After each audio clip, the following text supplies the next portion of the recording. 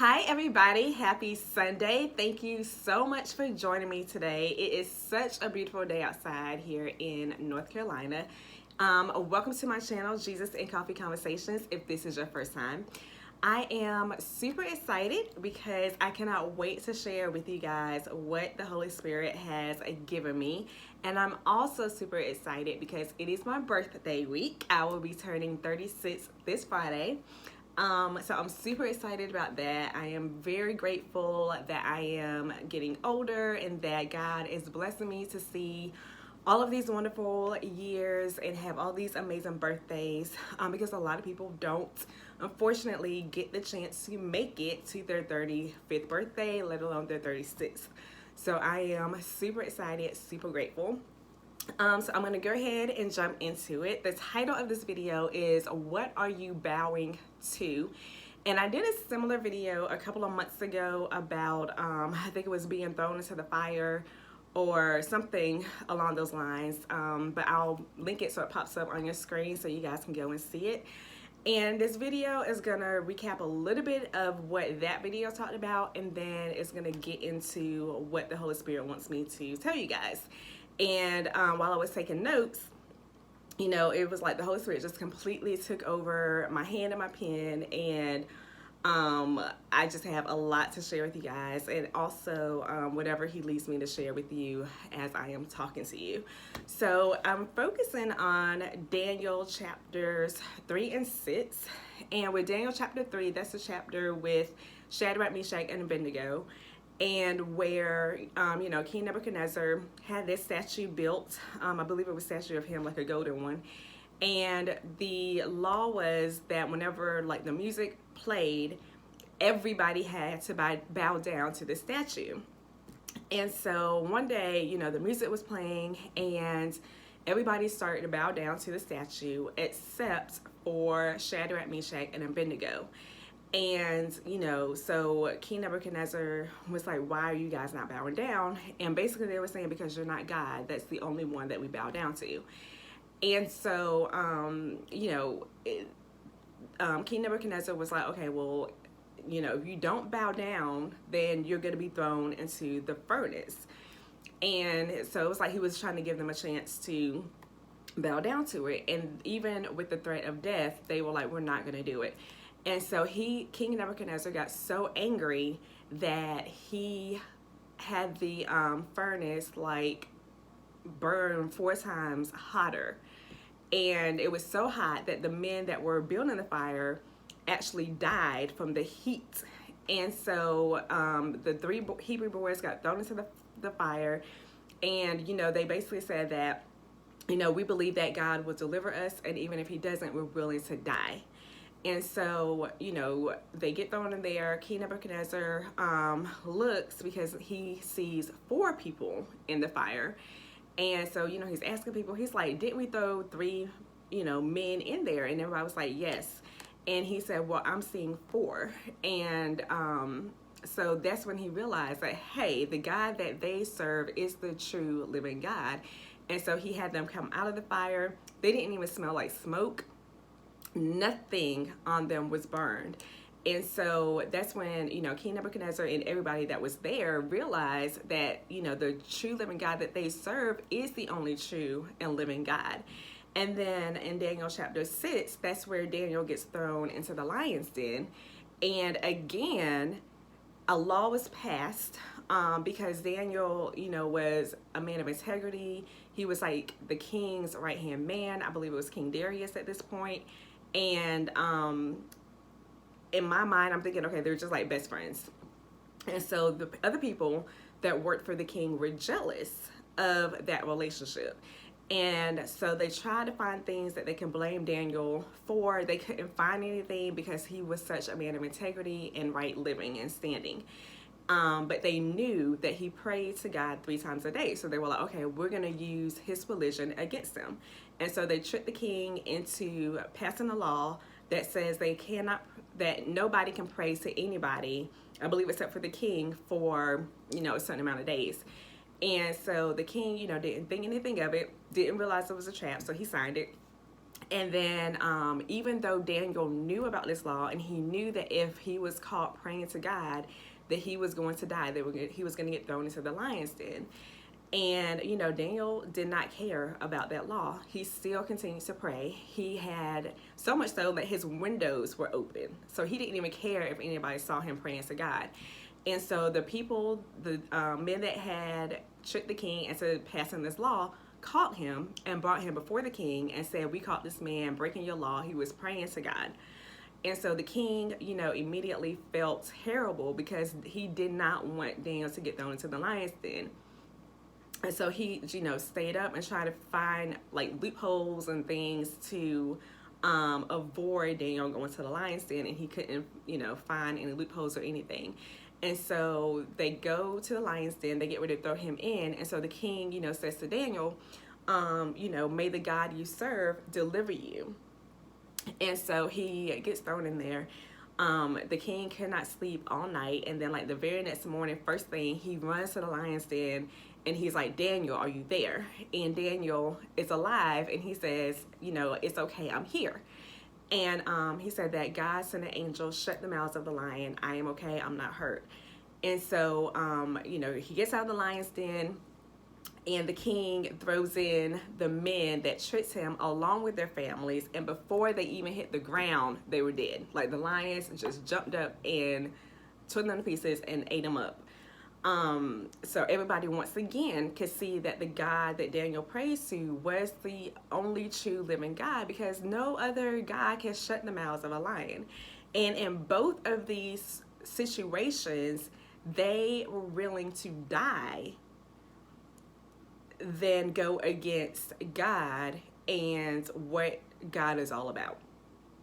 And so, they all had faith in God that, God would deliver them, he would come through for them. But they even said, what, even if God does not deliver us, even if we end up dying, it's a risk we're willing to take, because we are not turning our back on God. We know that if we turn our back on God, that is a whole lot worse than anything you can do to me or do to us. And so all of them, they were just willing to die than go against God. And so, and in both of those situations too, God did not deliver them from the fire or from being thrown into the lion's den. He let Shadrach, Meshach, and Abednego get thrown into the fire, and he let Daniel get thrown into the lion's den. And so it goes to show you that God is not going to keep you from going through hard times. Instead, he would just be with you while you're going through those hard times. So God was with the three men in the fire. God was with Daniel in the lion's den. God sent an angel to keep the mouths of the lions shut so that no harm could come to him. So just because, you're a Christian and you have a relationship with God, that doesn't necessarily mean that God is going to say, "Okay, you don't have to go through anything." No, he's going to say, "You're going to have to go through this, but you're not going to have to go through it alone, because I will be with you every step of the way." And so many people are not willing to go through the fire. They want God to deliver them from it, or either they are so terrified of people, of flesh, that they just bow down to whatever is being forced upon them. And, with the three Hebrew boys and Daniel, like God got the glory in both of those situations. Like Shadrach, Meshach, and Abednego were promoted. Daniel was promoted. So it just goes to show you that God, like, even though you go through things, it doesn't mean that you're going to go through it and there's no reward for you. Like, you go through things, but God gets the glory from it. And then you end up getting double for your trouble. So, like, nothing that you go through, whether it's good or bad, is in vain. Every single thing you go through is for the glory of God. And even, when you're hurting and you're in pain, it's not for you, it's for somebody else. So that's where, like, your testimonies come in, because you have people that are going through a whole lot worse than what you're going through.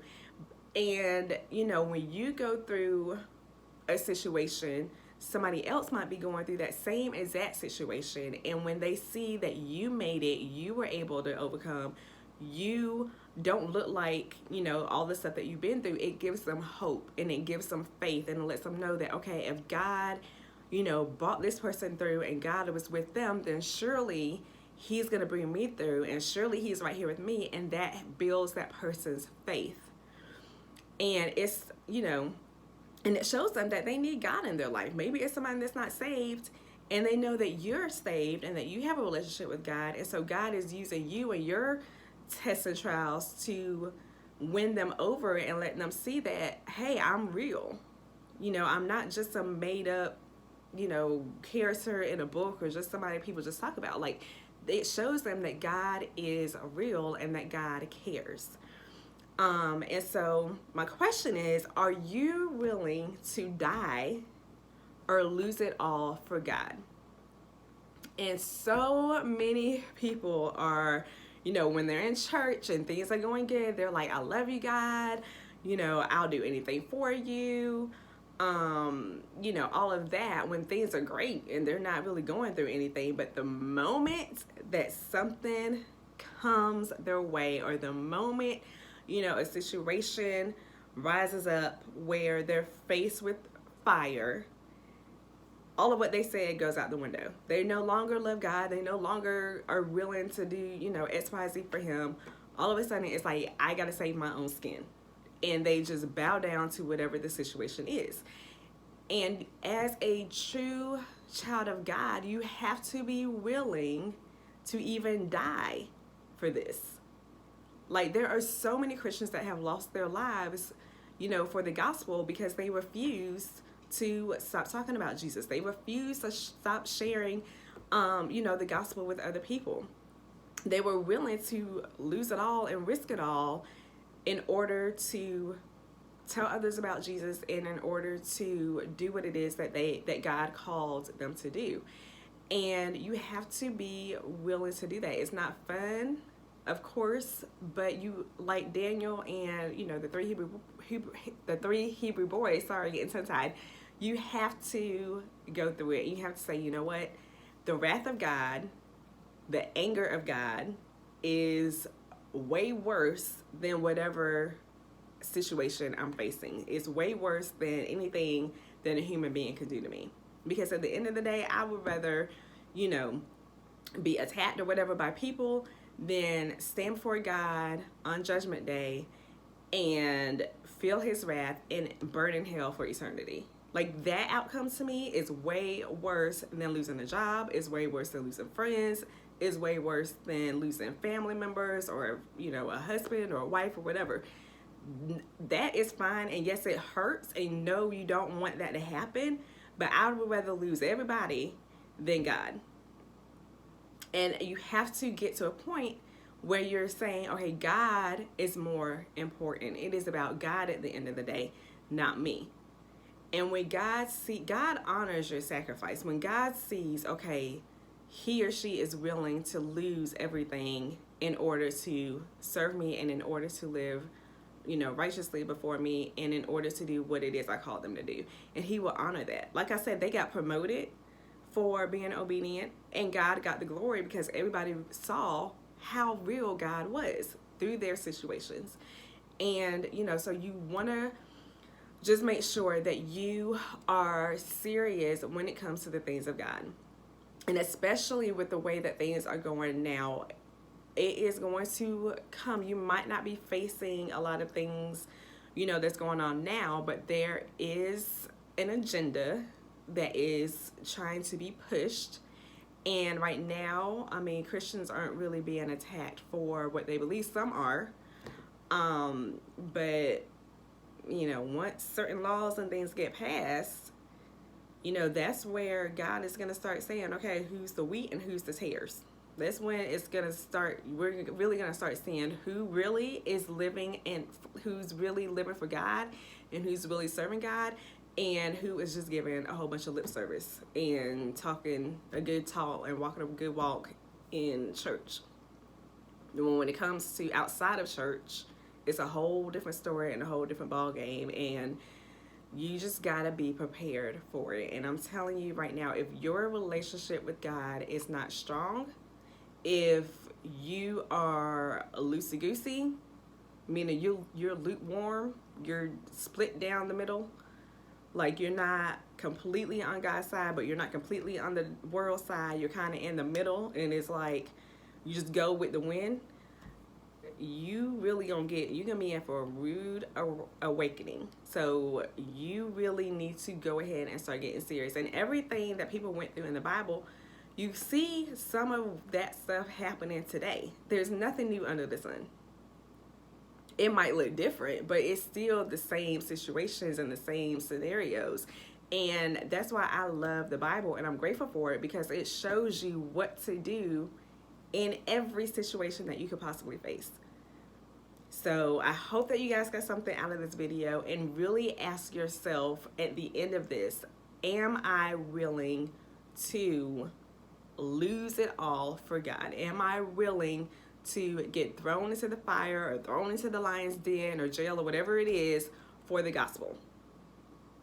And you have to remember, God will not, sometimes he might deliver you from it and you don't have to do it, but then other times he's like, nope, you're gonna have to go through this fire, but I'll be right there with you. So ask yourself that. Get serious about your relationship with God. Jesus is literally at the door. I can feel something has shifted in the spiritual realm.